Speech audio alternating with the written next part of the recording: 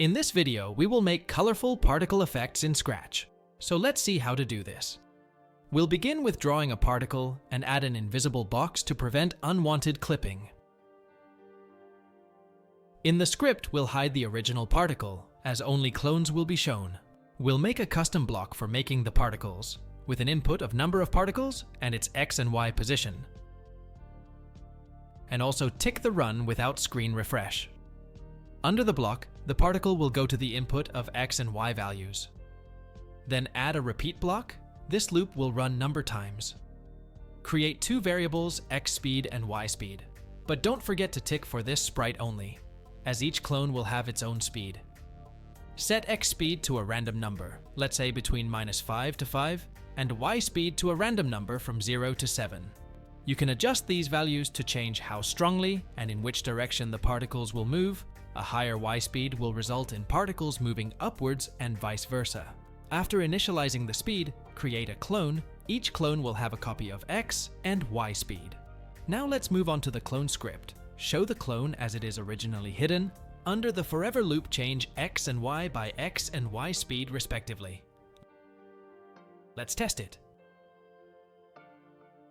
It works as expected, but there's only one thing missing: gravity, to pull down the particles. We'll achieve this by decreasing the Y speed by a small number, let's say 0.8. Now that looks more realistic. I would like to increase the max Y speed to give a higher upwards momentum after the explosion, but I don't like the particles hanging around on the edge, so let's delete the clone if it touches the edge. Nice. Let's give it a nice black background. The red particles are not so attractive, right? What we need is colorful particles. We can do this by changing the color effect by, let's say, 1 in the start of each loop. Perfect, that looks amazing. Okay, now that the custom block is complete, we can automate the particle creation. Put the custom block in a forever loop with, let's say, 50 particles, and a random number for X and Y to generate particles across the whole screen.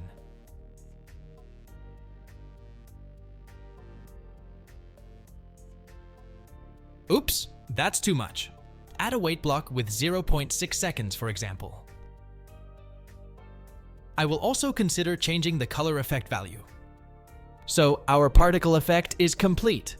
But wait, what about the cool trail effect that I showed in the beginning? For that, we would need to go into the extensions and select the pen extension. Drop a stamp block under the forever loop in the clone script. As you can see, it gives a trail, but the trail should fade away. For that, we will make another sprite which will act as a fader. Make it completely black and set it to the center.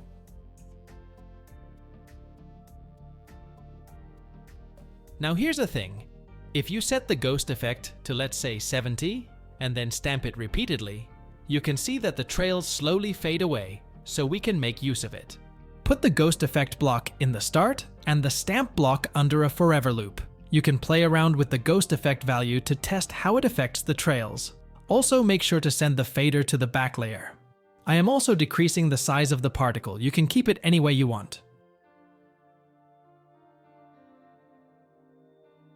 Our particle effect is finally complete. If you enjoyed this video, make sure to like and subscribe, and let me know in the comments what would you like me to make in the next video. Thanks for watching.